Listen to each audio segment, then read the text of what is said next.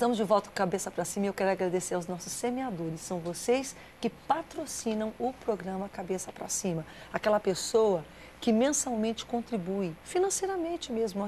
São milhares de pessoas, mas os nossos desafios são muito grandes. E o nosso desafio, no momento, nosso grande desafio, aliás, além, é claro, de locais onde precisamos entrar no ar, precisamos manter onde estamos, é digitalizarmos, ou seja, irmos para o formato digital, para que a sua imagem, isso mesmo, onde você está assistindo a gente, melhore. Então, nós agradecemos a cada semeador que nos ajuda a fazermos aquilo que fazemos e caminha conosco para entrarmos nos desafios que precisamos ainda enfrentar. O nosso call center está à sua disposição. Se você é abençoado pela Boas Novas, entende que ela é uma missionária e que por esse motivo, então, ela precisa ser sustentada, eu te convido a ligar agora, tá certo? Participar conosco, escrevermos juntos essa história.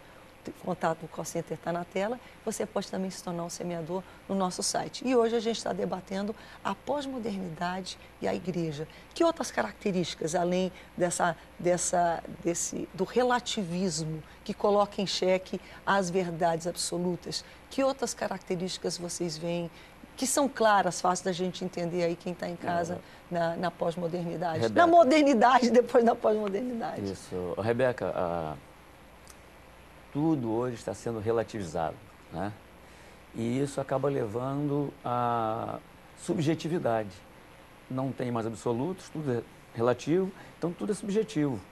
Não há absoluto, nem a nível de família, nem a nível de qualquer que seja a instituição. Tudo aquilo que é instituição estabelecida, instituída, seja qual for o segmento da sociedade, hoje não é olhado mais com o respeito que se deveria olhar, porque tudo é relativo. Então, uma coisa que agora, daqui a pouco... Permeia tudo, é um negócio assim que de repente não começou com essa intenção, mas a coisa desandou mesmo. Mais, né? Então, isso é produto do pecado. A gente perdeu a noção do absoluto. Então, tudo é relativo, tudo se tornou subjetivo. Vale qualquer coisa, não vale nada. O muito importante da pós-modernidade é que ela me permite ter acesso aonde eu precisaria de séculos de construção de estradas para poder chegar.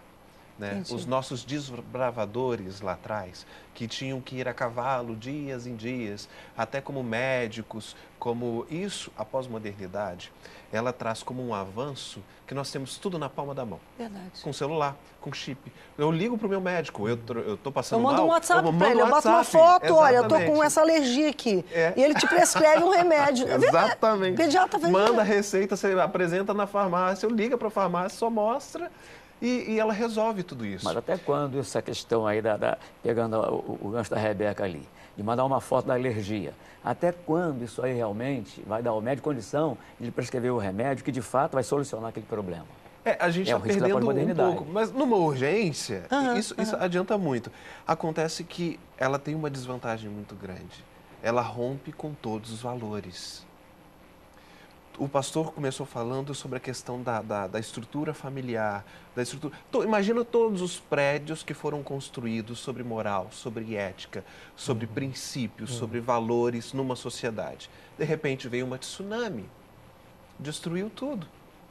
Então, a pós-modernidade, ela simplesmente faz você desenvolver dentro de você a sua própria opinião, o seu construtivismo pessoal. Você precisa construir a sua ideia sobre o que você acha ser alguma coisa, independente se aquilo é ou não. E isso faz mal. Claro que faz. Porque isso existem coisas que elas precisam ser objetivas, elas precisam ser claras, senão o caos se instala. O meu bebê de 3 anos dentro de casa, ele resolvendo falar assim, eu quero colocar o dedo na tomada. Isso acontece. Eu não vou dizer, não, ele precisa levar um choque para aprender. Não, eu vou dizer, não vai colocar. Isso. Ele não tem idade Vitório mental. não pode colocar o dedo. Não pode. Vitório, não pode. Vou tapar a tomada e vou falar, não. Eu vou falar, mas por quê? Aí eu posso explicar, se ele perguntar o porquê, numa linguagem bem simples. Mas ele precisa de não e ele precisa de sim. Ele não tem idade nem maturidade para saber escolher as coisas. A essa altura, sim, Júlio? Eu vejo que a pós-modernidade, essa evolução tão rápida e esse avalanche de informação vai também para aqueles despreparados. E acaba dando poder a ele, e como o pastor Felipe disse, ele começa a construir algo dele. Então, o que ele acha que... Não, peraí, eu já li isso aqui, já vi isso, já sei... Então, isso, mas isso parece que... Ah, entendi, agora é assim. Ele está despreparado, mas ele foi inserido ali poderes, que informação é um poder. Você começa a se munir. Quando você é bem informado, você toma melhores decisões, etc. Mas mesmo despreparado, sem saber, sem ter base, sem estar pronto, sem ter a experiência, ele vai, de alguma forma, criar algo como de um versículo da Bíblia Sagrada se cria uma seita. Então, a pós-modernidade, vejo que essa evolução toda e tão rápida, né, esse avalanche de informação chega que, por exemplo, meu filho adolescente de 16 anos, né, tipo assim, ó, peraí, pai, não é dessa maneira? Mas não é assim? Isso é... Então, tem que sentar, tem que falar, a pós-modernidade está aí e a gente precisa realmente saber eliminar. Bem, isso aqui é extra, esse é extra. Então, isso aí é um cuidado que a gente tem que ter. Tem uma coisa que não faz sentido na pós-modernidade. Ela vem para desconstruir tudo que nós acreditamos, inclusive o sagrado, inclusive a visão de Deus, de um Criador. Que para a modernidade era algo... A modernidade... mas a modernidade ela tinha incerteza do sobrenatural. Ela não sabia exatamente como lidar, era uma incerteza. A pós-modernidade colocou em descrédito, mas entrou... Isso não faz sentido. Com o místico. Como introduziu com a maior naturalidade. Não, eu creio em Deus, não. Mas em pirâmides, em pedras energéticas, é um negócio estranho. Numa água que foi orada, ela tem um poder maior. Está aí uma contaminação da pós-modernidade no comportamento da igreja.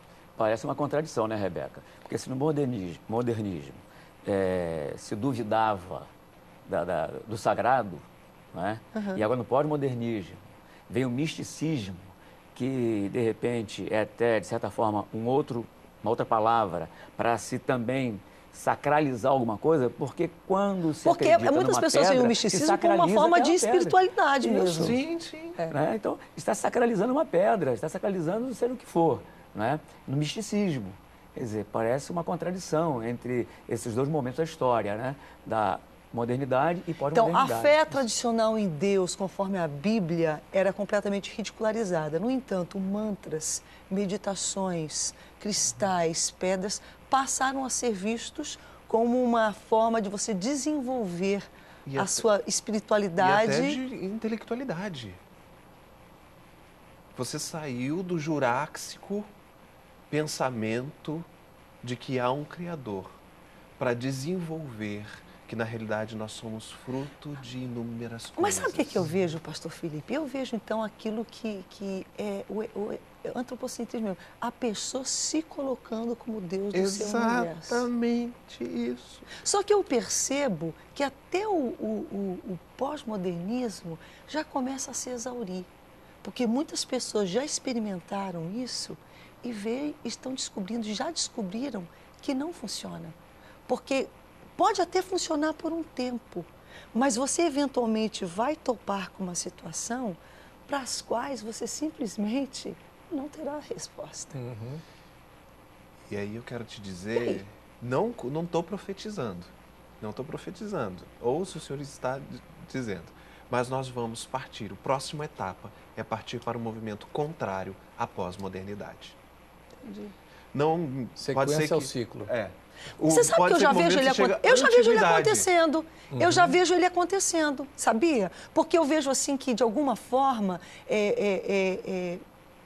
teve um período que quando você tentava compartilhar a sua fé, e veja só, não pensa que vai ser fácil, que vai ser necessariamente favorável para a gente, não. Porque a gente já começa a sentir hoje meio que uma moda de ser evangélico como sendo uma coisa legal. Né? Essa espiritualidade, entendeu? Então, uma aceitação, não, realmente tem um Criador, mas é aquela coisa que você fala da pata e da pata. É misturado, porque realmente Deus é o Criador e, no entanto, eu ainda sou o Deus do meu universo. A gente quer conjugar as duas coisas. É quase voltar em 313 com Constantino, pegar tudo, misturar e criar um cristianismo lá onde ele pega todos os deuses daquela época de Roma e coloca nomes bíblicos nele e cria uma nova igreja. Eu vejo nós saímos da pós-modernidade, criando uma antiguidade, aonde houve, por exemplo, com Woodstock. Um exemplo claro. Sexo, drogas e rock and roll. Aquela geração era tão libertina que ela viu que não deu certo. Os filhos dessa geração foram criados sem regras. Eles se tornaram pais altamente rígidos, que geraram filhos altamente liberais. Porque as regras foram demais, a liberdade foi demais. Nós vivemos história após história buscando equilíbrio e não achamos. Entendi. Eu acho que o próximo vai ser algo bem rigoroso, mas não favorável. E sabe o que é estranho? É que os termos moderno, ou até pós-moderno e contemporâneo, fica lá, qual é o termo que eles vão usar agora então? Porque aquelas palavras que descreviam... Pós. Meu pai me ensinava uma coisa, eu guardo isso pela minha vida. Ele me dizia assim, meu filho, os extremos são perigosos, a virtude está no meio. E hoje, se a gente vê isso, né, pastor Felipe explicando, se a gente vê isso, se começar a abraçar um extremo e vem da modernidade para a pós, e a pessoa abraça aquele de uma forma e tal, e é isso mesmo, o crente agora está na moda, antes era Bíblia, né? Olha a Bíblia aí, né? Hoje e tal, hoje não, hoje está... Gospel. Hoje é gospel, o que seja e tal. Enfim, essa evolução toda e às vezes a gente abraça uma coisa, ou eles abraçam um extremo de uma forma que... Aí meu pai dizia, meu filho, os extremos são perigosos, a virtude está no meio. Então, esse equilíbrio aí, e principalmente o equilíbrio... Quer ver uma coisa como a Bíblia é tremenda? A Bíblia diz assim, sede santos porque eu sou santo. Mas ela diz assim, não sejais demasiadamente santos. Isso quer dizer, seja, mas demasiadamente, no sentido humano, de você querer ser Caxias, de você querer ser o dono da verdade, santarrão. Não vai por aí não que você se quebra. A Bíblia, ela te orienta com uma clareza. Mas rapidamente, só para a gente encerrar, porque eu quero voltar mais com a questão da igreja no terceiro bloco, uma outra, eu vejo que no modernismo havia uma uniformidade maior nos ditos, que já se tornou uma palavra bastante usada, worldviews, que são as visões de mundo, e hoje há uma pluralidade instalada. E a gente vê isso de uma forma muito clara, porque se você não tem essa eu estou com problemas com essa palavra hoje. Se você não tem problemas com a pluralidade, então você é uma pessoa intolerante. Não, você tem que... Tudo está certo, o plural tem que ser aceito. Novamente remetendo à questão, né, de não ter o certo e o errado. E a gente vê, então, uma grande anarquia.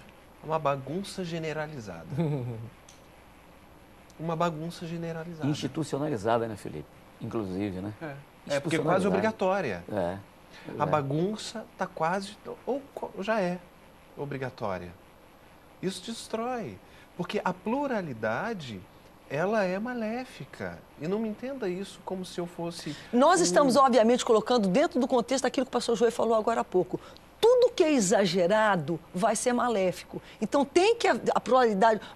Todos somos diferentes. Sim. A pluralidade, no sentido normal, tranquilo. Mas tudo que você... Não. É uma visão muito pragmática. Eu tenho que te respeitar pela sua diferença. Mas você tem que me respeitar pela minha. Exatamente. As pessoas hoje não querem isso. Elas querem ser respeitadas pela diferença dela, mas elas não toleram que você pense diferença diferente. O que é isso? Então não é uma pluralidade. Não é pluralidade, é uma pluralidade falsa. É pragmatismo. Vocês estão entendendo, gente? Então, como é hoje, há questões morais, e eu acho assim, eu preciso respeitá-los. Se eles querem viver essa vida, é a escolha deles, mas eles têm que respeitar a minha escolha também. Já não, a minha escolha é ilegal. Não, nós estamos criando leis, nós estamos criando leis para que o mundo seja plural, mas singular, porque plural para mim, mas não para você. Que história é essa? Tem que ser plural desde que seja nos meus parâmetros. Isso. Pós-modernidade. Pós-modernidade. Como é que isso está, de alguma forma, está se infiltrando na igreja? Na forma que a gente conduz as coisas, na forma que efetivamente até se ora, a liturgia, a condução, é o que a gente vai ver voltando já já. Cabeça pra cima.